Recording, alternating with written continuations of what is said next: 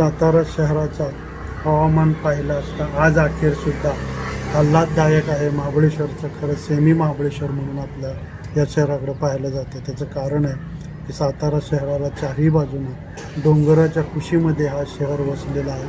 हिरवगार असं गर्द झाडीमध्ये असलेलं शहर, निसर्गरम्य असं सौंदर्य त्याला लाभलेलं आहे. पाऊस, पाणी, हवामान हे सर्व चांगल्या पद्धतीचं असल्यामुळं इथे लोक सेवानिवृत्तीनंतर खऱ्या अर्थानं राहण्यासाठी येतात आणि त्यामुळंच या सातारचं आकर्षण खूप लोकांना आहे. आणि संबंध महाराष्ट्रातले लोक बऱ्यापैकी सेवानिवृत्तीनंतर इथं राहिलेले आपल्याला अनुभवास मिळतात आणि ही संस्कृती आपल्या सातारकरांनी जपलेली आहे.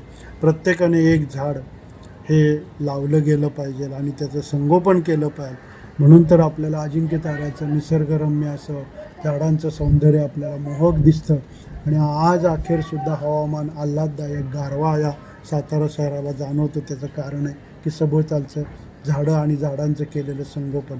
हरित साताराच्या वतीनं आणि देवराईच्या वतीने आणि इतर छोट्या मोठ्या ज्याची वृक्षवाढीसाठी जे संगोपन करणाऱ्या संस्था आहेत यांनी काळजीपूर्वक लक्ष दिलेलं आहे. ज्येष्ठ नागरिकांनी दिलेलं आहे, तरुणांनी लक्ष दिलेलं आहे.